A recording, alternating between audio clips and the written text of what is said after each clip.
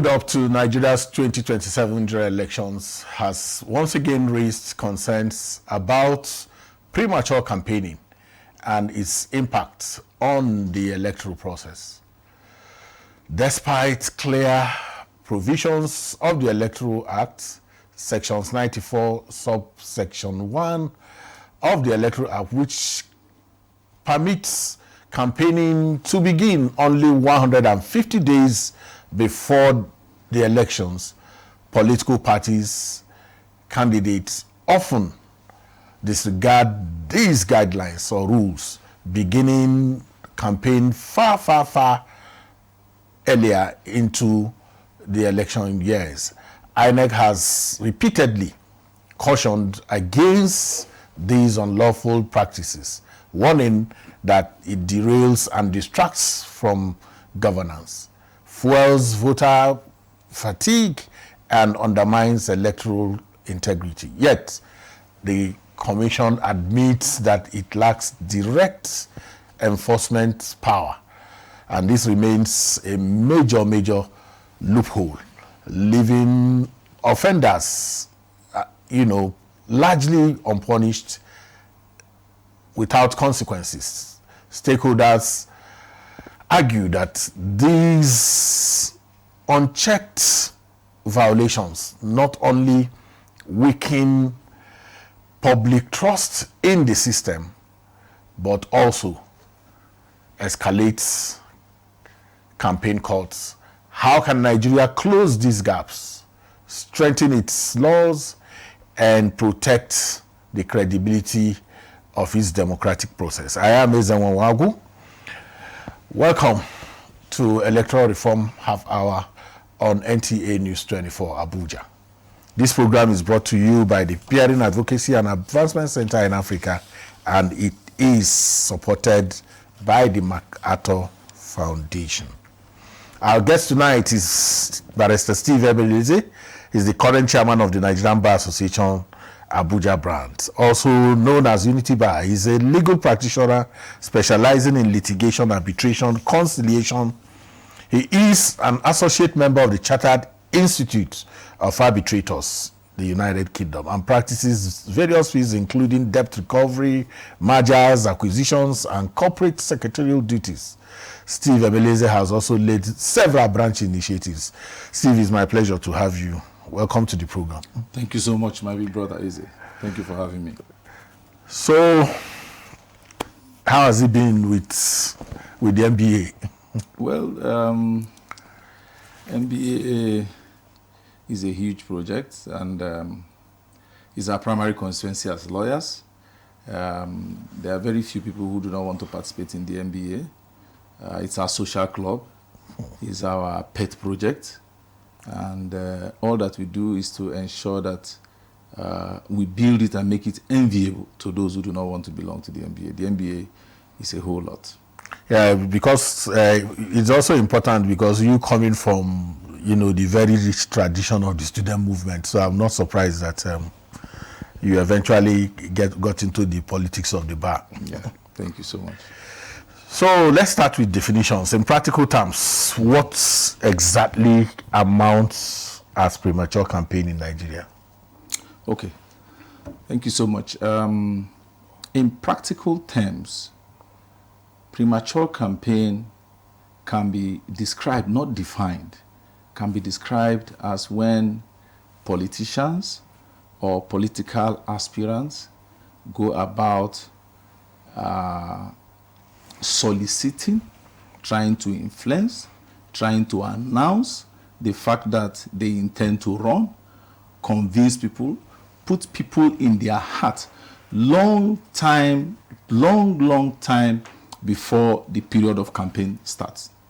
The provisions of the Electoral Act specifically says when election campaign should start, which is 150 days prior to election from the point when INEC declares. So any kind of solicitation that you do prior to that time becomes premature election campaign. Incidentally, we do not have the laws in real definition of our laws. We do not have statutory provisions, clear and unambiguous, prohibiting any of such acts as being against the law. So premature campaign is only a matter of morality and not law. There is no such thing in law as premature campaigns. Yes, because if you look at who campaigns, is it the aspirant or the candidate?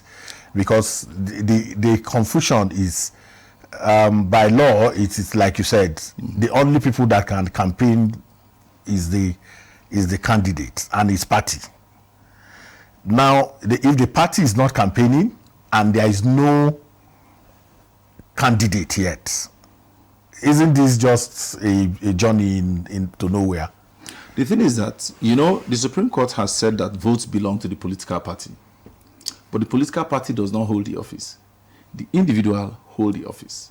So, you find that even the individuals who try to own the office, who try to hold the office on behalf of the political party, must sell themselves to the public.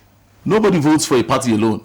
You can't say, I want to vote for Nigerian president, and therefore let there be no name attached to the party. No, I understand that. What I'm saying is that for campaign purposes. For campaign purposes, it is fused.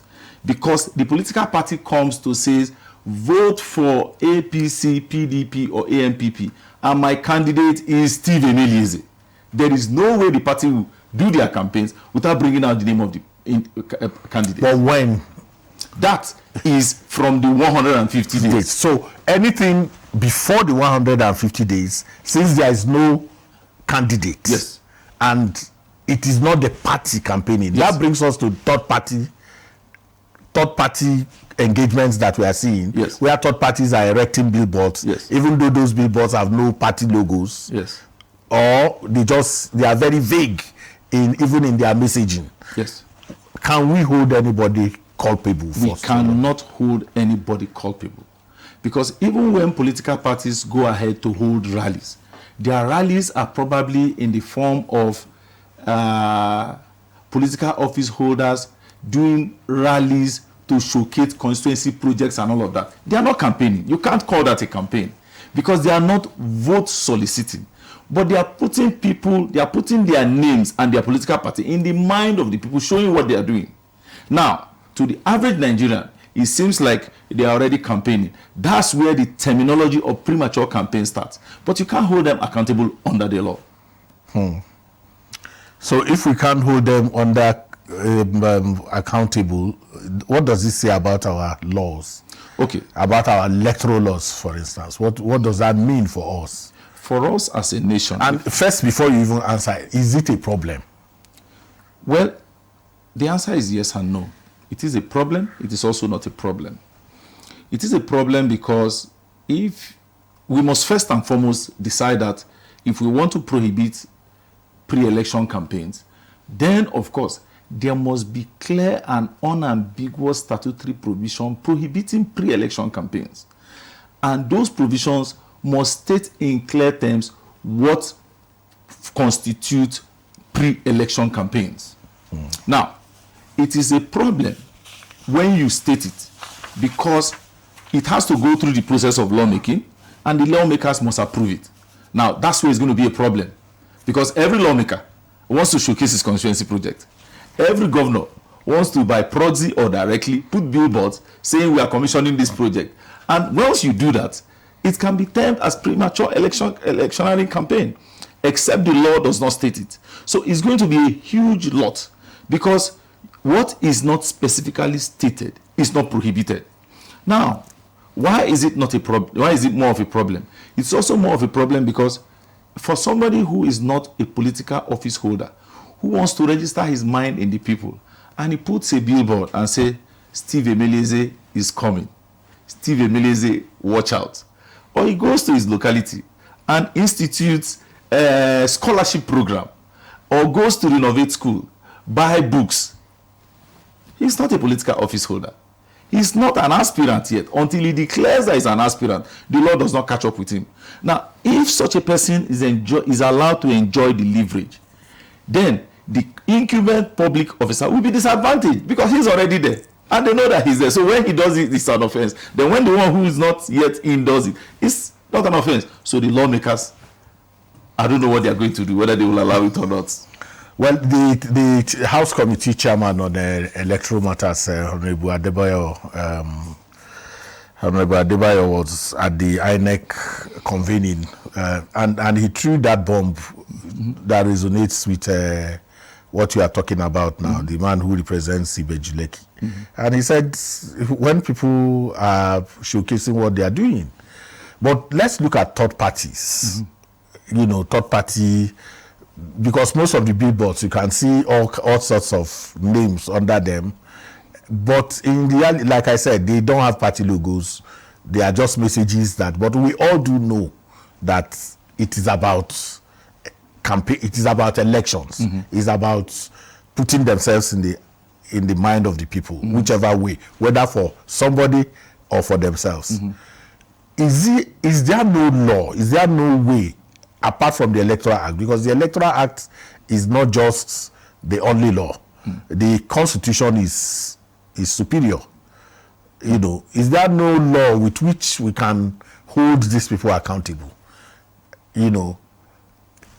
By which we can say, look, they are, like INEC says, they are causing any tension. They are touching on voter fatigue, electoral integrity, and the rest of them.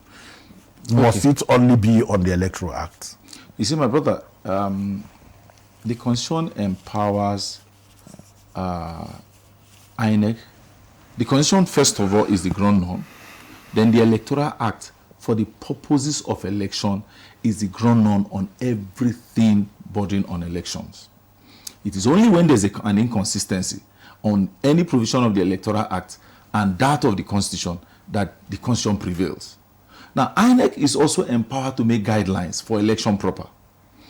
The challenge we have with this discourse is the fact that until we have a clear and unambiguous provision defining what an Electoral Act is, and that provision must state in clear terms what constitutes pre-election campaign. Because what you're making reference to, like you see billboards and you see slogans, Steve Emelieze for 2027, and it doesn't have a political party, because probably I do not belong to anyone, or I still belong to one, and then under it is concerned friends of Steve Emelieze. Now, when we have an enabling law, it means that when people, and when you put these billboards, there are people responsible for putting it. They pay for it. APCON is there. Yes. They pay for it. So it means that you have to get your supporters not to violate the law. And if APCON... So what about if your political opponents put up those billboards? But we're going to come back to that. Yes. We'll go on a short break now. Electoral Reform Half Hour continues shortly. Stay with us.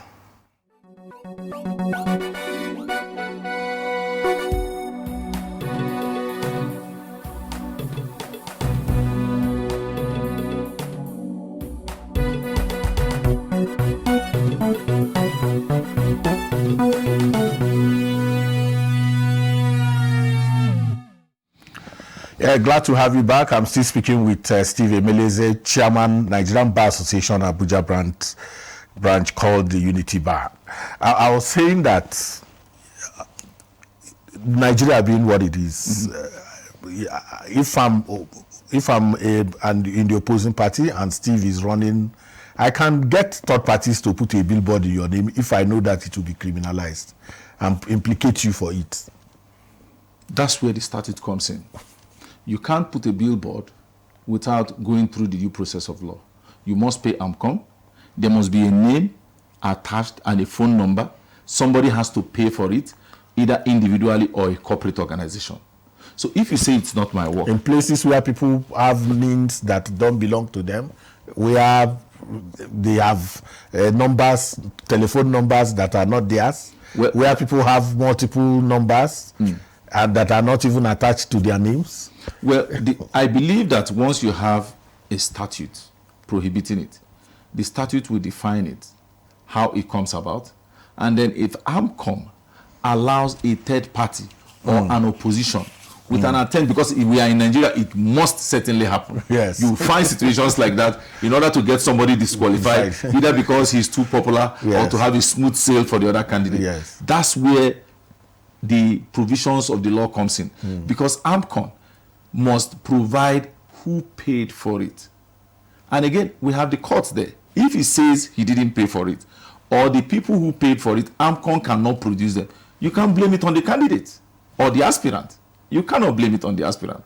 In any event, it's a process. We will make mistakes, we will get over it, and we'll get absolutely, Steve. It's not all the time that you have the chairman of NBA Abuja Branch in the studio. Let's talk about this whole issue about winners sworn in and litigations are still on, and all that brings about. There are people who are saying we should resolve all petitions before anyone is sworn in. Where do you stand on that? Okay, I believe that where we are today is far, far better than where we were 20 years ago.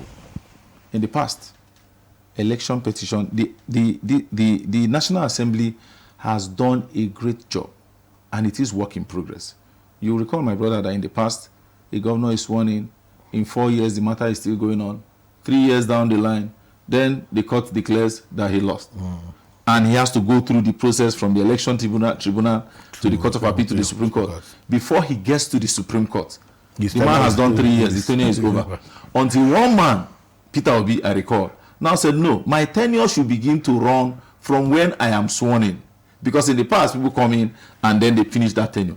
So you see, it is work in progress. I believe whether it is practicable or not is another thing, but it is indeed practicable if we have the willpower to do it. All it simply entails is to bring back the date of election, because the date of election is not the date of swearing in. Now, we have our elections in February of the year of election. We do not have problem with the timeline for the election petition, 180 days. Now, if you bring back the election, let's say election now takes place about 1 year or 6 months before that February.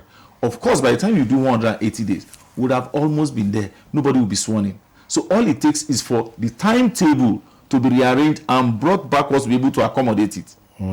So the time of election, if it is brought back, and then the time for filing of processes and all of that, we have done it. National Assembly has done a great job with the Electoral Act in terms of the timelines, in terms of dealing with technicalities. They have done an amazing job. But we are not yet at the perfect stage.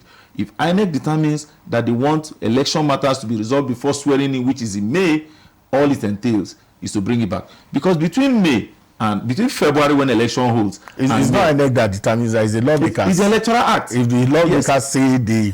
Exactly, I agree with you. So if the Electoral Act does that, so it is for the lawmakers to say, okay, we want our matters to be resolved before swearing. Anyway, it will help some, it will be against some, because those who know that they will win by whatever means want them to be sworn in, and they are in court holding office. INEC oversees elections. Yes. But there are infractions in the electoral process, vote buying, all sorts, violence, thuggery, and even dereliction of duty by the officers, whether security agents or even INEC officials themselves. A lot of people are talking about Electoral Offences Commission, and it's gaining currency in public conversations. What do you think? I do not believe in it. I do not believe that we should set up a commission just to prosecute election offenses. What is the police doing? What is the Federal Ministry of Justice doing? What is the State Ministry of Justice in the various states doing? They try criminals. It doesn't have to be murder cases, manslaughter cases, armed robbery cases. The law on the offenses is already there. So you need not a commission in order to prosecute those offenders. Once the offenders are caught, they are handed over to the police. They go through the due process. The provisions of the Administration of Criminal Justice Act is there. The process for prosecution is available. And I can tell you the Ministry of Justice is not overwhelmed to be able to do it. The State Ministry of Justice, they are not overwhelmed to do it. There are so many prosecution agencies. You need not create a commission for the purpose of trying election offenses only. It's a precious waste of time and resources. I do not believe in it. Interesting. So We're coasting home now. Looking ahead to 2027, what two legal reforms do you consider most urgent if Nigeria is to achieve more credible elections? A lot of people are saying so much conversation about electoral reforms, but not so much about judicial reforms. But I don't know what they mean by that. You know, people lose elections, people win elections, and then go to court, lose, or also win, depending on how they... But a lot of people are saying, look, no, depending on where they stand, judicial electoral reforms should go hand in hand. What do you think? Okay, I'll start with the judicial electoral reforms. I must say that the judiciary is trying. They are doing very well. It's not easy. I find a number of my colleagues who criticize judgments either over newspaper or on TV. They haven't read the judgment. I was once like that. I had a matter that went to the Supreme Court, and it borders on abuse of court process. And I felt, how can it be? I read the judgment. When I read the judgment, I saw the reasoning. I am not quick to criticize any judgment until I have read it. And I must say, judiciary, they are not perfect, but indeed, they are trying, and they are doing a good job. Now, the other issue about electoral reforms, I think that you find the average Nigerian, recently somebody asked some group of adults, do you have a PVC? So many people don't have a PVC because they do not have the confidence that their votes will count. Those who have, so many of them do not go and vote. So when you talk about electoral reform, let the process be as transparent as possible. When Beavers was introduced, we were hoping that, you know, we have arrived. But with the courts... Okay, Steve, we're going to have to stop it there. The votes are counting. That's why politicians are buying votes. Nobody will put money if it doesn't count. Anyway, this is where we draw the curtain on this episode of Electoral Reform Half Hour. And we wish to specially thank Barrister Steve Emelieze for your contribution on the program. It was a pleasure having you. Thank you so very much. Thank you so much, sir. Thank you. Thank you. Electoral Reform Half Hour is proudly brought to you by the Peering Advocacy and Advancement Center in Africa, PAACA, with sponsorship from MacArthur Foundation. We are live every Saturday from 8:30 p.m. to 9 p.m. with a repeat broadcast on Sunday 2:30 p.m. I am Ezenwawa. Thank you for watching.